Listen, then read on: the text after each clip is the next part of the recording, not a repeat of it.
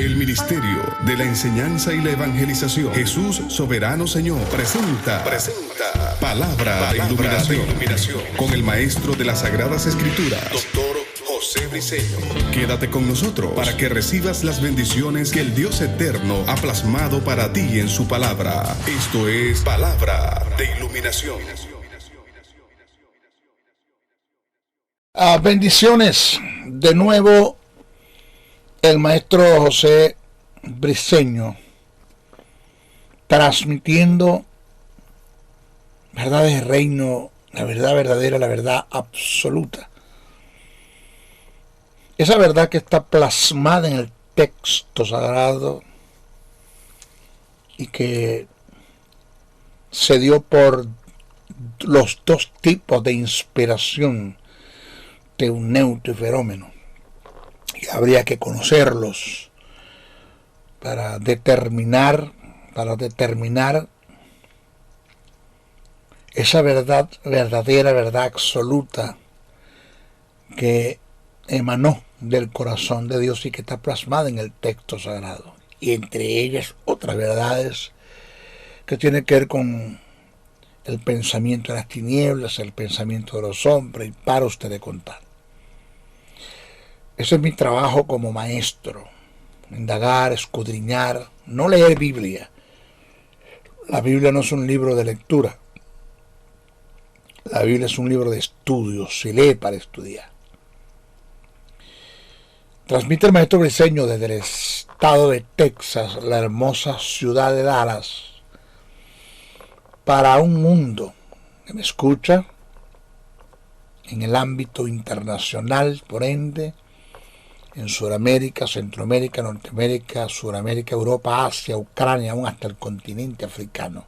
Nos están escuchando, nos están viendo. A través de estos audioimágenes estamos bendiciendo a la iglesia del Señor, formando el carácter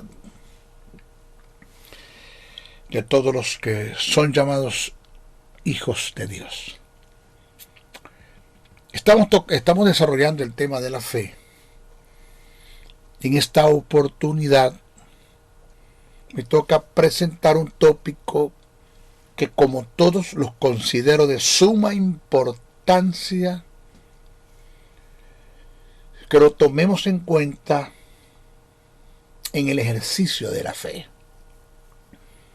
Este es nuestro estudio número 16 de lo que hemos titulado Fe Inconmovible.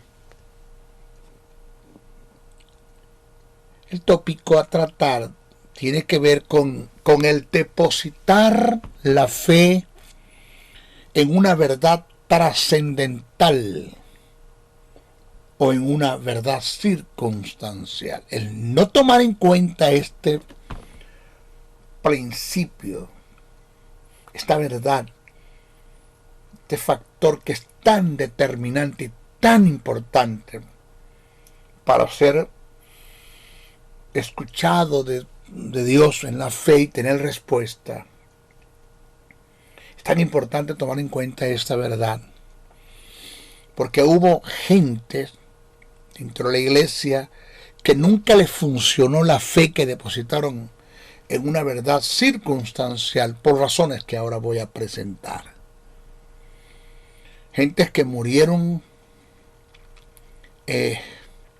caminando en fe, sí,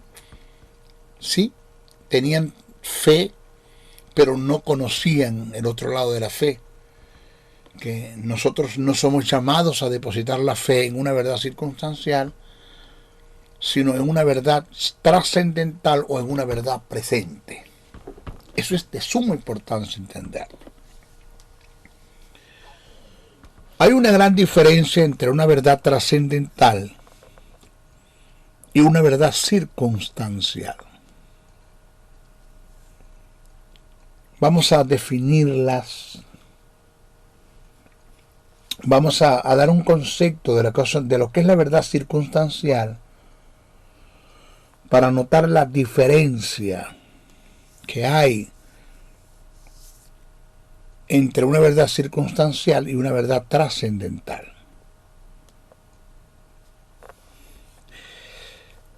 La verdad circunstancial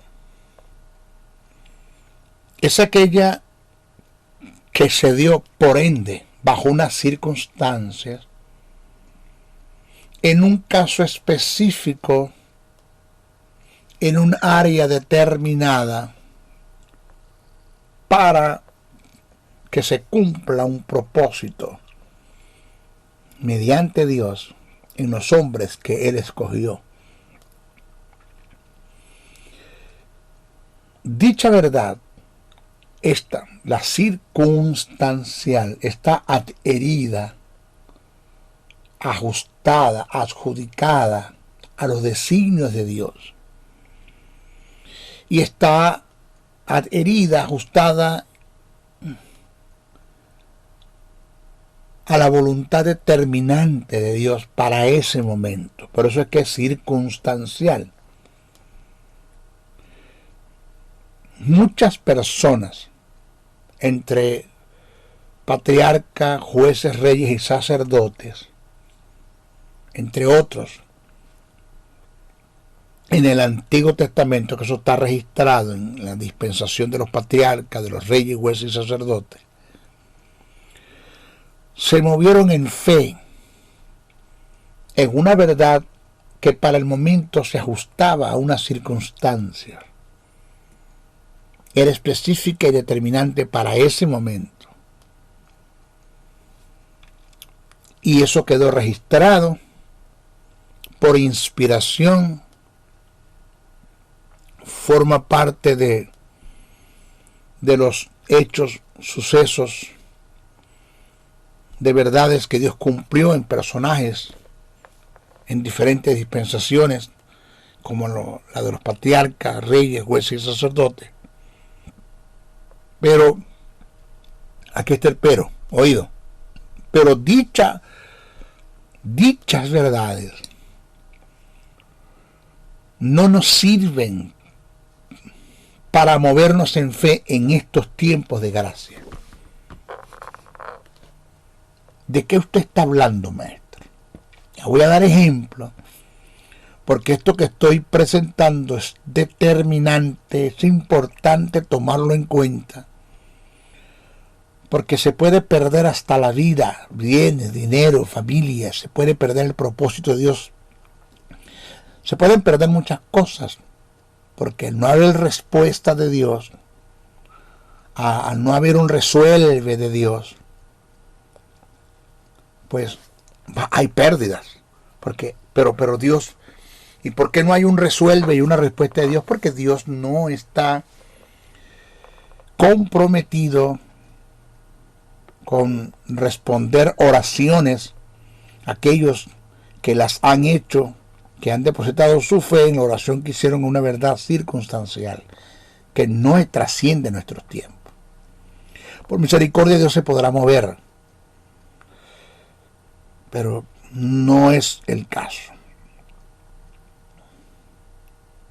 Ahora, vuelvo a repetir, en la dispensación de los patriarcas, reyes, jueces y sacerdotes, hubo el tipo de personas que se movieron en fe en una verdad que para el momento se ajustaba a una circunstancia. Pero dicha verdad no nos sirve para movernos en fe en estos tiempos, a menos que Dios en su designio haga de estas verdades circunstanciales una trascendencia y pasen a ser circunstanciales para nosotros y las podemos tomar en fe, pero que seguirá siendo circunstancial en nosotros porque a otros tampoco les sirve, a menos que Dios lo determine. Voy a dar ejemplos bíblicos de lo que vengo desarrollando, de lo que vengo expresando. Voy a dar ejemplos bíblicos. Voy a tomar el caso de Moisés, que fue algo muy específico, determinante, circunstancial en la vida de este hombre. Dios le dijo a Moisés que todo lugar que pisare la planta de sus pies será de él. Eso está escrito. Usted se busca Deuteronomio, el capítulo 11 y el verso 24, usted lo va a conseguir ahí registrado. Como Dios le promete a Moisés que todo lugar que pisara la planta de sus pies será de él. Esta es una verdad circunstancial que encierra una promesa, pero que fue dada única y exclusivamente a Moisés. Por tanto, esto a más nadie le sirve.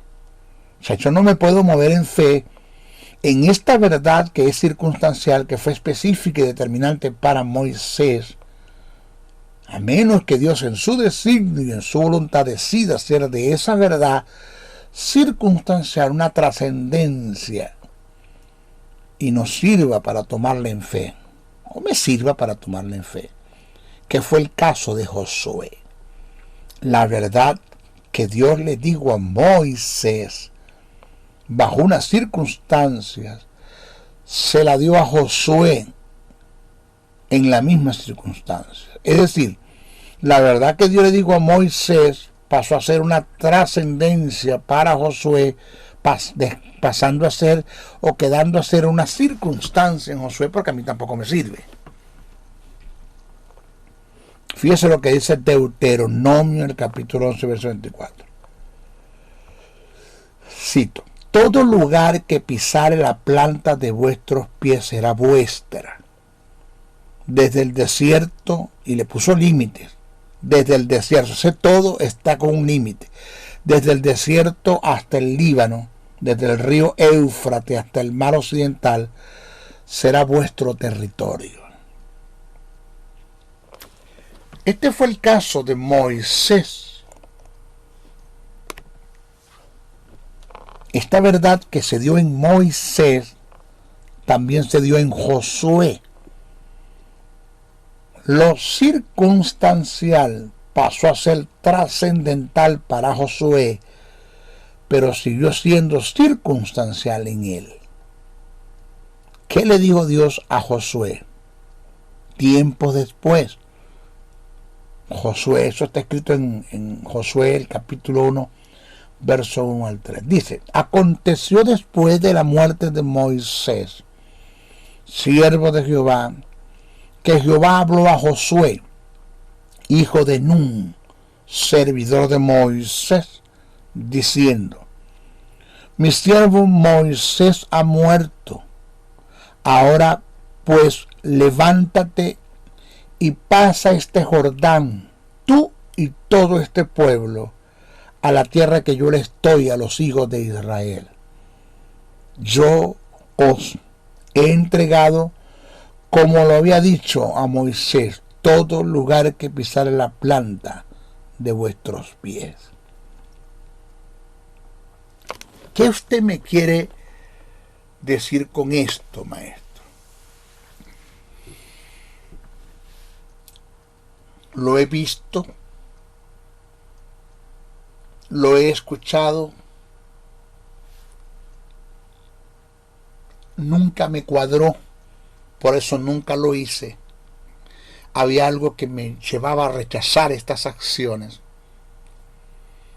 Algo así como un pastor le dijo a la congregación: hermano, a tantos kilómetros, metros de distancia de este lugar donde estaban haciendo el servicio, un lugar rentado o alquilado, no tenían un lugar propio. El pastor le dijo a la congregación: hay un terreno baldío, vacío, en ciencia cierta no se sabe de quién es, pero vamos a hacer por fe lo que Dios le dijo a Moisés, que todo lo que pisara la planta de vuestros pies será tuyo. Y nosotros vamos ahora, después de terminar este servicio, y vamos a ese lugar, y vamos a pisar ese lugar que por fe será nuestro. Porque así como Dios le dijo a Moisés, yo tomo esa palabra para mí en fe, y lo creo, lo decreto, lo confieso, lo profetizo. Y ahora mismo ese terreno será nuestro por fe. Eso no funciona así. El hombre fue y se metió en tremendo problema con las autoridades. Se metió en tremendo problema con las autoridades. Porque no es lo que enseña el texto sagrado. Jamás yo puedo o debo depositar la fe en una verdad circunstancial determinante para una persona en específica, en un momento específico, en un área determinada. Porque no me va a funcionar. No me va a funcionar. Ahora, voy pasando por frente a un terreno y Dios me dice, José, José, José. En una ocasión yo le dije a mi siervo Moisés y a Josué que todo lo que pisare la planta de vuestros pies será de él, y le di límites, desde hasta. ¿Tú ves ese terreno vacío al frente? Sí, Señor. Ve y haz tú lo mismo en fe. Si lo haces en obediencia a lo que te estoy llamando a ejecutar, y en fe, yo te voy a dar ese terreno. Eso es una cosa. Esa verdad circunstancial que fue para Moisés y que pasó a ser trascendental para Josué y sigue siendo circunstancial en Josué, pasó a ser trascendental para mí, porque Dios me dijo que hiciera lo mismo. Pero eso está determinado por Dios. Dios lo decidió, Dios me lo dijo, Dios me dijo que lo hiciera y yo lo hago. Pero no es algo que yo me voy a inventar o voy a tomar este párrafo bíblico como una verdad circunstancial que se le dio a un hombre y que se movió en esa verdad y le funcionó. Dios lo honró. Pero a mí no me va a funcionar. Otra verdad, otro ejemplo que les voy a dar.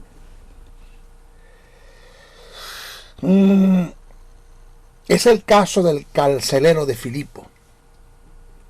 Cuando Pablo y Silas estaban presos, entonaban y cantaban himnos, las cárceles se abrieron, hubo un terremoto, las cárceles se abrieron, pero ninguno de ellos se escapó, todos se quedaron ahí adentro. El texto dice, hablando del carcelero de Filipo, dice el texto, eso está en Hechos, el capítulo 16, verso 29 al 34. Él entonces, ¿quién es él? El carcelero de Filipo, pidiendo luz, se precipitó adentro y temblando se postró a los pies de Pablo y de Silas, y sacándolos les dijo, señores, ¿qué debo hacer para ser salvo? Ellos dijeron, cree en el Señor Jesucristo y serás salvo tú y tu casa. Y le hablaron la palabra del Señor a él y a todos los que estaban en su casa. Oiga la acción. Y él tomándolos en aquella misma hora de la noche, ¿quién es él? El carcelero de Filipo. En aquella misma hora de la noche les lavó las heridas y enseguida se bautizó él. ¿Quién? El carcelero de Filipo con todo lo suyo. ¿Quién? Su casa.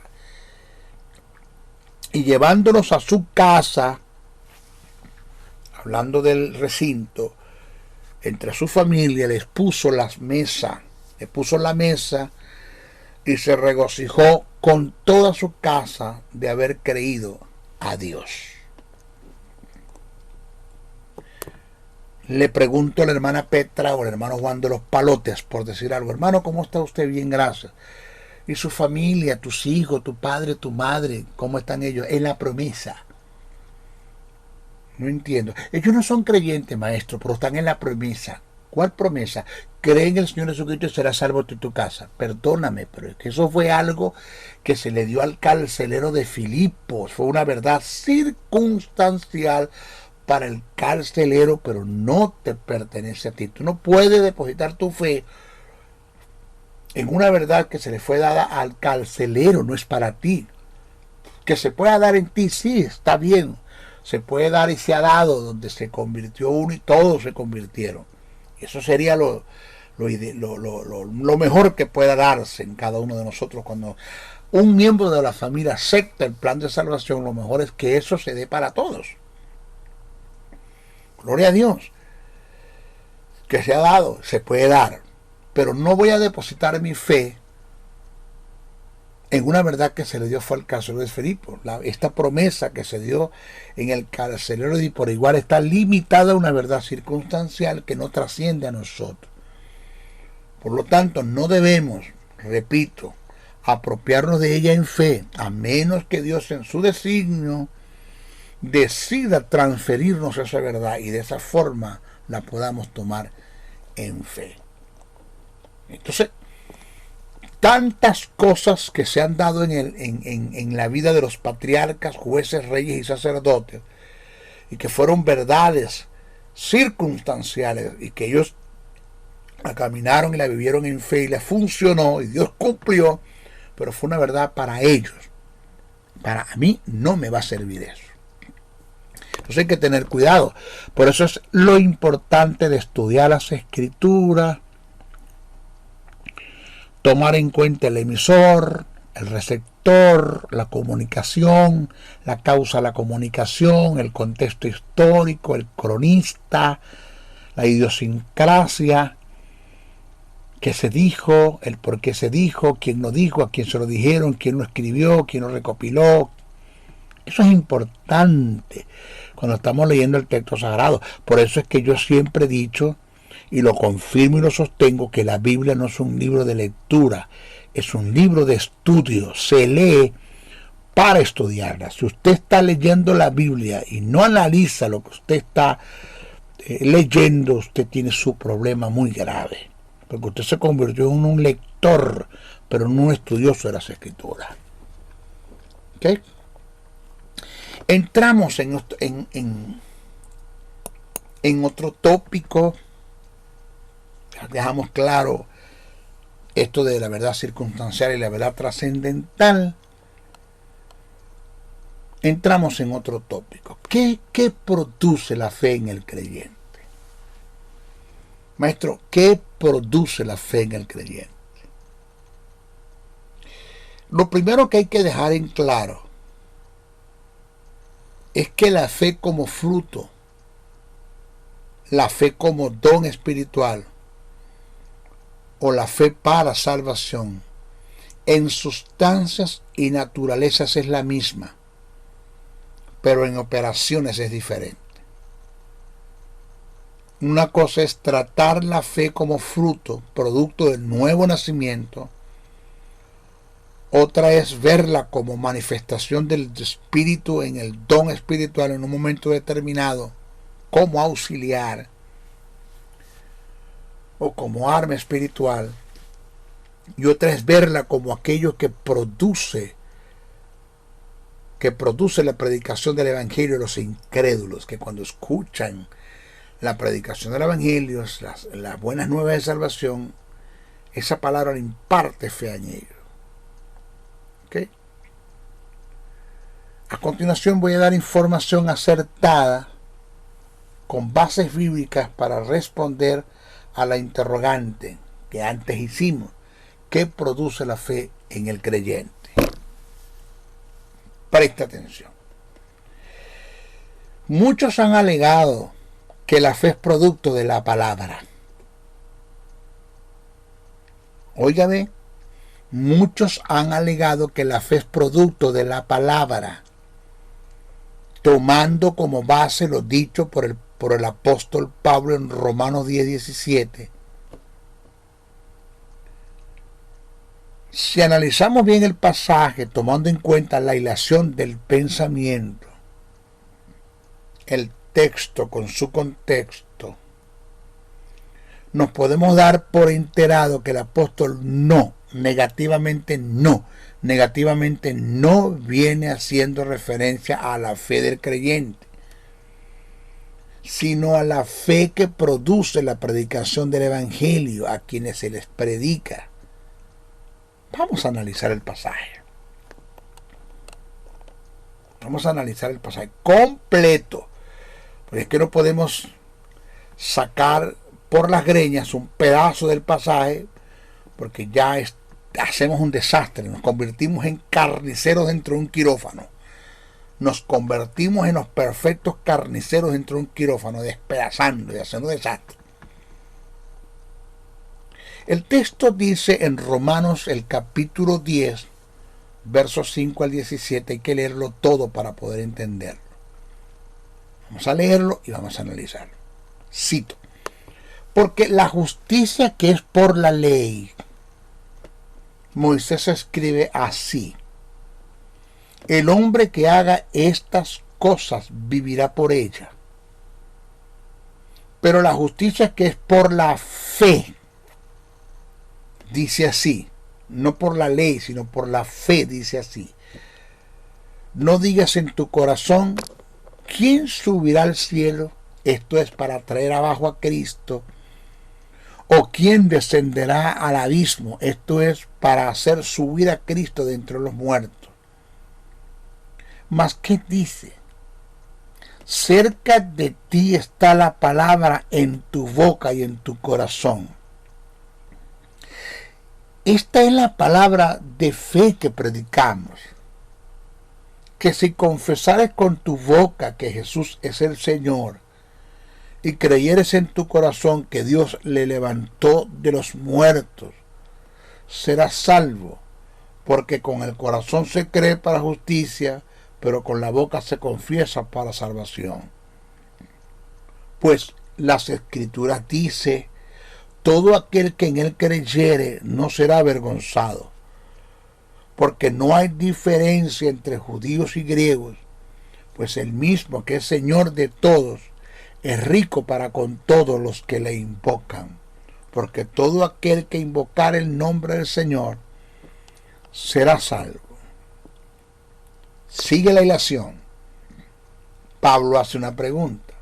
Pero, ¿cómo puede invocar aquel en el cual no han creído? Sigue la pregunta. ¿Y cómo creerán en aquel de quien no han oído? Sigue la tercera pregunta. ¿Y cómo oirán sin haber quien les predique? La cuarta pregunta. ¿Y cómo predicarán si no fueren enviados? ¿Cómo está escrito? Aquí está la respuesta. Cuán hermosos son los pies de los que anuncian la paz, de los que anuncian buenas nuevas, que es el Evangelio. Mas no todos obedecieron al Evangelio.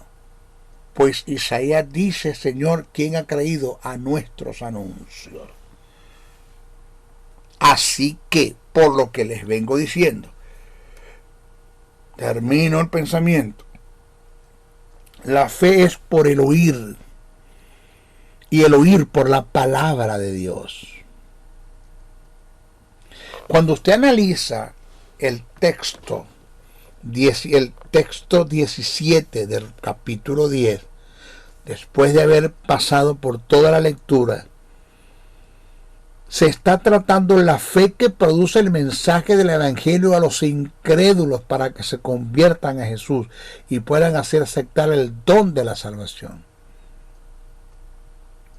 En cuanto al creyente, o sea, cuando dice la fe es por el oír y el oír por la palabra de Dios, lo que quiere decir el apóstol Pablo es la única manera que ellos tengan fe y acepten a Jesús como el don de la salvación, es que escuchen el mensaje del Evangelio. Es lo que quiere decir el texto allí.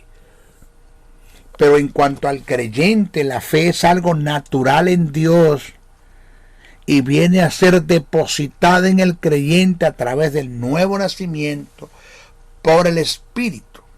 Es decir, la fe es un fruto del Espíritu que viene a depositarse en el creyente como producto del nuevo nacimiento. Es el carácter del Espíritu, el cual se debe manifestar en el creyente, porque ya está en el creyente. Una persona que le diga a Dios, te digo una verdad paralela: Señor, dame amor, Dios te va a decir: no te puedo dar amor, todo el amor está derramado en ti. En ti está el fruto del Espíritu, el carácter de Dios, que comienza con amor, gozo, paz, paciencia, benignidad, bondad, fe, mansedumbre, templanza.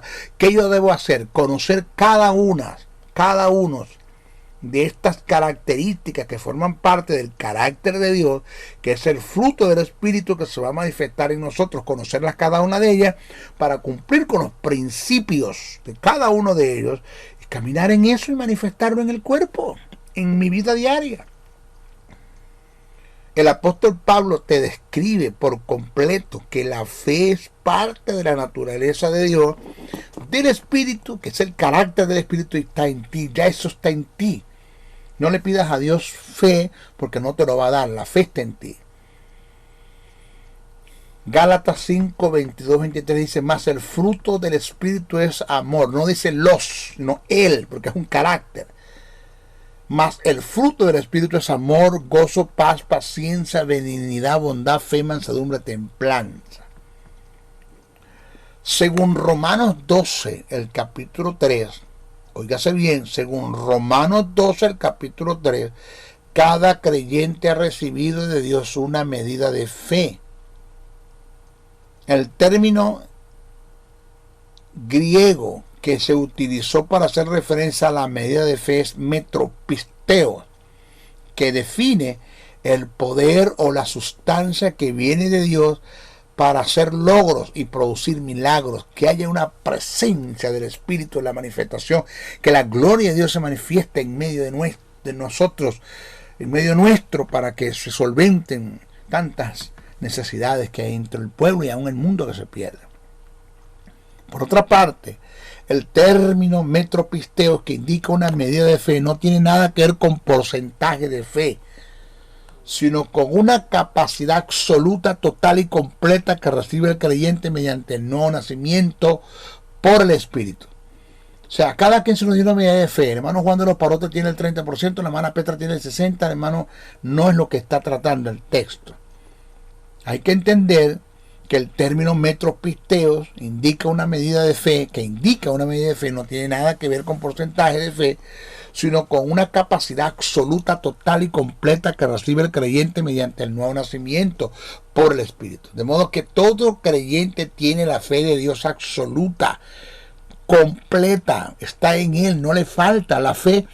El creyente no necesita fe, necesita es conocer todo el sistema de la fe,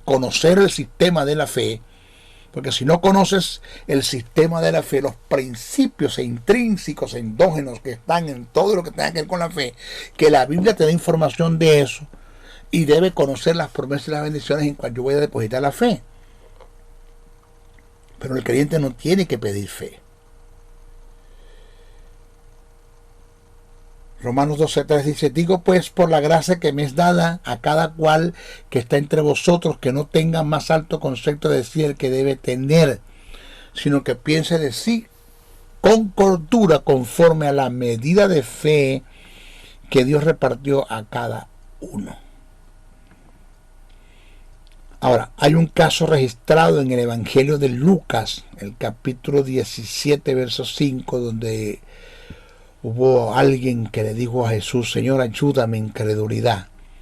Este caso registrado en Lucas, donde los discípulos le piden a Jesús que le aumente la fe, no se ajusta a nuestros tiempos ni a nuestra posición. Ellos no habían nacido de nuevo, estaban en la dispensación de la ley. El texto dice, dijeron los apóstoles al Señor, aumentanos la fe. Para ellos es válido, para nosotros no. Ahora, ¿qué papel juega la palabra en el creyente en relación a la fe? Porque ya estoy claro, maestro, que la fe no la produce la palabra, que la fe está en mí como producto del nuevo nacimiento, y que lo que está hablando Romanos 10:17 está hablando es de la fe que produce la predicación del Evangelio en un mundo que se pierde. Ya estoy claro en el asunto. Pero entonces, ¿usted me puede explicar, maestro, qué papel juega la palabra en el creyente en relación a la fe? Sí, claro que sí. La palabra, de allí la importancia de conocer las Escrituras. No de leerlas, de conocerlas.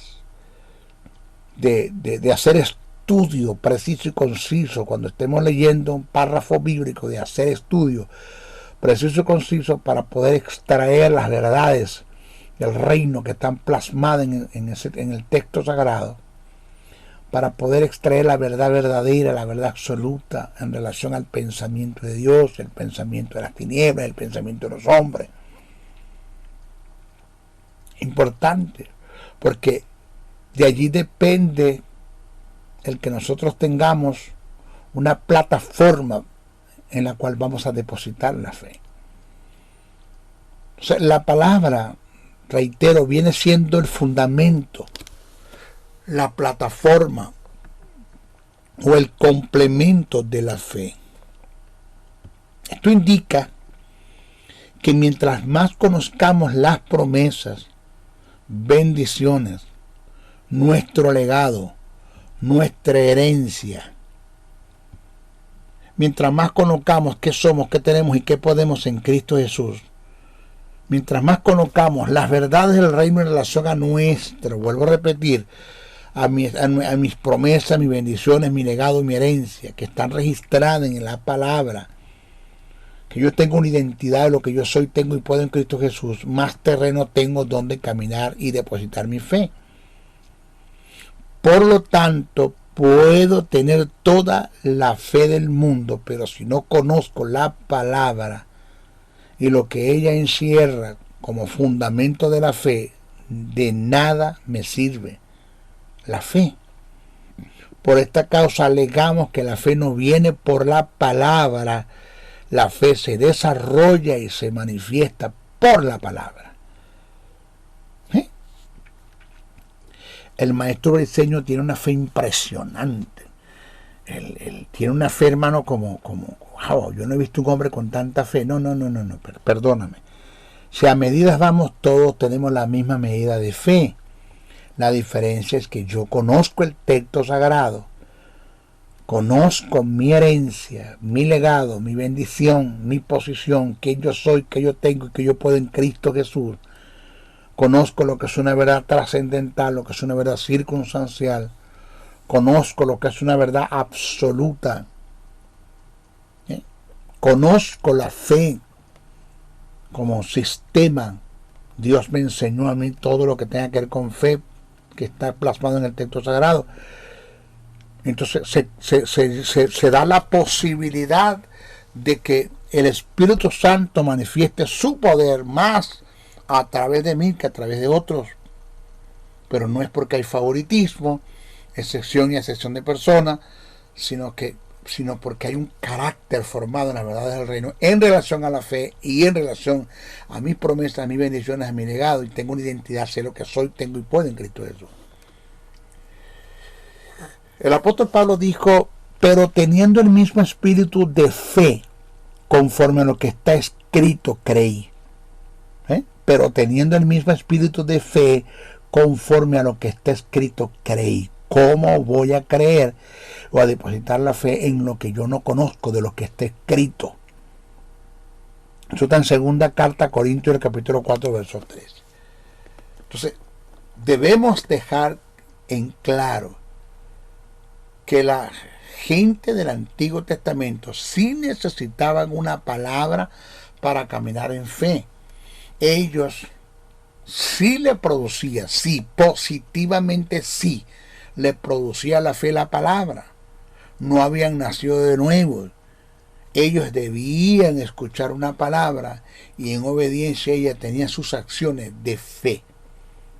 Es otra cosa, porque en ellos no moraba el Espíritu, no tenían justicia, no tenían vida, no habían nacido de nuevo, el Espíritu Santo no había producido el nuevo nacimiento en ellos, no habían sido regenerados.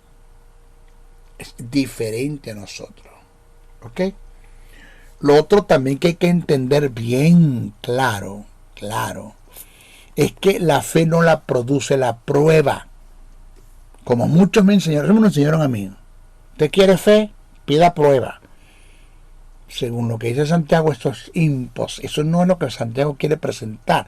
Repito, leemos pero no estudiamos. Según el apóstol Santiago, la prueba, las tentaciones, las adversidades, los ataques que vienen por causa de las tinieblas o por las circunstancias que se dan en un mundo adverso, contrario, que está caminando en un sistema en contra de los principios del reino, nada de eso produce fe.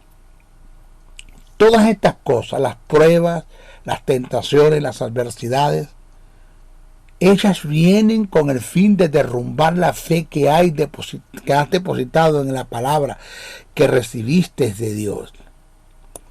Porque Dios te llamó a ti a un ministerio. Tienes un llamado de Dios, sea cual sea el llamado que Dios te haya hecho. Te da una visión y te da una misión, unas directrices por el Espíritu Santo en la cual te vas a desenvolver y vas a empezar a caminar en eso para alcanzar una visión que tiene que ver con el propósito cumplido de Dios en tu vida. Vas a empezar a afectar las tinieblas se van a defender. Ellas se van a defender. Entonces, las tinieblas representadas por Satanás, por los demonios, por los súbditos que él tiene en la tierra, se van a defender, van a venir en contra de ti. Ellas te van a presentar la tentación, presentar la tentación de no caer en la tentación, te van a atacar, viene el ataque, viene la adversidad, con la finalidad de que tú desmayes en lo que Dios te llamó a hacer y no se vea cumplido el propósito de Dios en tu vida, en la vida de los hombres, que es establecer su reino en cada uno de ellos. Hablando de los que no lo conocen. Ahora, lo que sí produce la prueba es paciencia, es otra cosa. Cada vez que tú determines creerle a Dios, te comprometas con el reino de la luz y empieces a afectar las tinieblas, vas a tener oposición. Por eso siempre lo he dicho, yo no predico un evangelio de ofertas. Jesús dijo, en el mundo tendréis aflicción, pero confiad, yo he vencido el mundo. Van a haber aflicción. Y más cuando te comprometes con el reino de la luz y afectas las tinieblas se van a defender. Yo siempre lo he dicho, que Jesús venció al diablo, pero no lo paralizó, no lo dejó inerte, no lo dejó en una silla de ruedas. Él está vivo, activo. Él se va a defender. Él va a venir en contra de ti con todo el ataque, la adversidad, las pruebas, las tentaciones, las enfermedades. Él va a venir a ti con todo eso. Por eso se nos dio primero el Espíritu Santo que mora en nosotros, que es un poder que sobrepasa el poder del diablo. Satanás tiene un poder que es el término vía, que es devorador violento, mata, hurta, destruye, pero que tiene sus límites. El poder de Dios que está en nosotros, que es el Espíritu Santo, que es el dunamos de Dios, y que dentro de ese poder está el kratos, el ischos y la energía, en que cada uno de esos poderes se manifiesta de acuerdo a las circunstancias o la necesidad, y que tienen unas características diferentes, y que ese poder que está representado por el Espíritu Santo en nosotros se va a manifestar, va a emanar de nosotros cuando depositemos la fe en una palabra que Dios nos dio. Y siempre lo he dicho, que como seres humanos, oiga bien esta verdad, como seres humanos, sin el Espíritu Santo, sin una palabra y sin la fe en la palabra, nosotros jamás podemos con el diablo. Quite de usted el Espíritu, quite de usted la palabra, quite de usted la fe, usted no puede con el diablo. Así.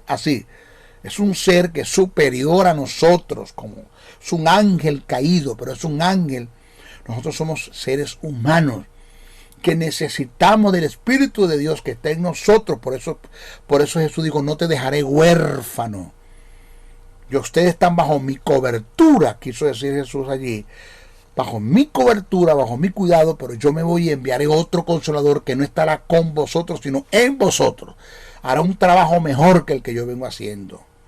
No se limitará. Yo no soy omnipresente.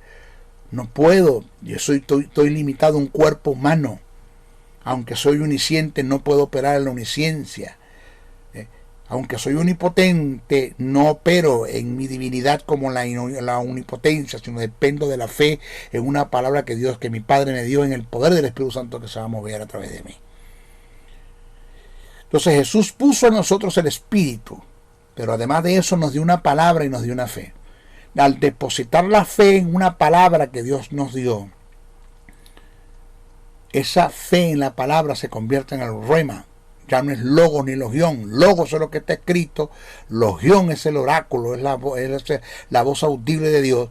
Y cuando yo tomo lo que está escrito en el logos, en la logión, y deposito mi fe en ella, según el propósito de Dios, pues el Espíritu Santo va a tomar esa verdad y la va a ejecutar en el mundo físico, porque en el mundo espiritual ya fue un hecho, en el mundo físico, y vemos los resultados.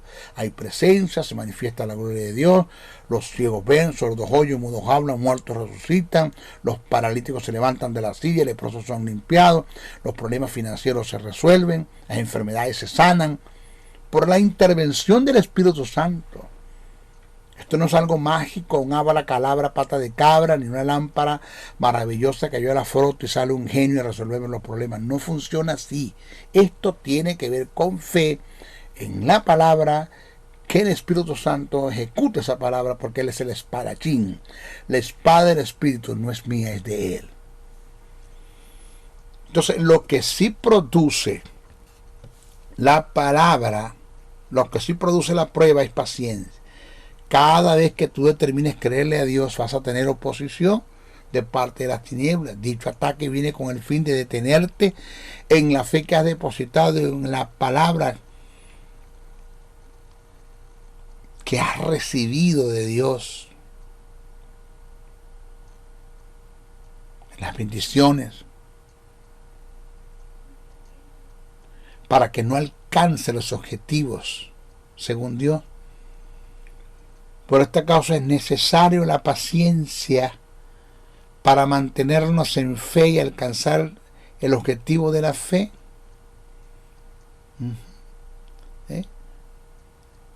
A continuación, en el próximo estudio, vamos a hacer un análisis etimológico del término paciencia del griego, para conocer los valores y las propiedades de la paciencia y el fundamento tan determinante que tiene como complemento de la fe. Entonces, cuando viene la prueba, viene la tentación, viene el ataque, viene la adversidad, lo que sí se manifiesta es la paciencia, que es la mano derecha de la fe, para que no desmayes en ella y al no desmayar alcance los objetivos. Pero eso lo vamos a decir en nuestro próximo estudio. ¿Ok? Se despide el maestro José de Diseño, no sin antes pedirle: uno, oren mucho por mí, manténganme en oración, cúbranme. Yo creo mucho en el poder de la oración, en el poder que desata la oración, porque el poder está en Dios, no en la oración. La oración del justo puede mucho, desata el poder de Dios. Creo mucho en eso, creo en la intervención de Dios, creo en que la intercesión le da acceso a la soberanía de Dios. Oren mucho por mí, por mi familia, por mis hijos. 2, compartan este mensaje, no se queden con él. Por favor, no somos un equipo bomberil, por decir algo, para apagar el fuego de las tinieblas. No me cierre la llave, no me guarde la manguera, no me la doble. Comparta este mensaje. Usted forma parte de este equipo, usted no está aliado a las tinieblas. Sin querer manipular, si usted escuchó este mensaje y no lo comparte, usted está aliado a las tinieblas. Porque el más interesado que deberíamos estar somos nosotros, que este mensaje se llegue. Usted lo escuchó, lo bendigo, wow, yo voy a lanzar este mensaje por mi canal de YouTube. Láncelo, sáquelo. ¿Quiere? Baje el audio, haga la imagen, sáquelo por su canal. Yo no tengo problemas con esto. Esto no es mío, esto es de Dios. Vaya, hágalo. Y tercero, puedo compartir una ofrenda, el cual sí lo agradecemos, como agradecemos la oración, como agradecemos el que tú compartes este mensaje, agradecemos. De verdad, sí le agradecemos que usted envíe una ofrenda para este ministerio. De esto vivimos. A esto me llamó Dios. Ninguno que milite se enroda en los negocios de la vida a fin de agradar a aquel que lo tomó por soldado. Aquí en Dallas, Texas, tengo toda la oportunidad para elaborar, para trabajar con mis manos, para lanzarme al mercado, a la calle, a trabajar, pero descuidaría lo que Dios me mandó a hacer. Necesito que usted deposite una ofrenda a este ministerio. ¿Cómo lo hacemos? Ahí están los correos. Pida información por el correo o llámeme al 786-604-3352 y le daré información en cómo hacerlo. ¿Ok? Se despide el maestro José Briceño hasta nuestra próxima oportunidad. Bendiciones, bendiciones, bendiciones. El Ministerio de la Enseñanza y la Evangelización, Jesús Soberano Señor, presentó Palabra de Iluminación. Te invitamos a un nuevo espacio de corte similar por nuestros diferentes medios de comunicación. Contáctanos en los Estados Unidos al WhatsApp +01 786-604-3352 y a los correos jocn77briceno@gmail.com y a maestrojosebriceno.blogspot.com. Bendiciones.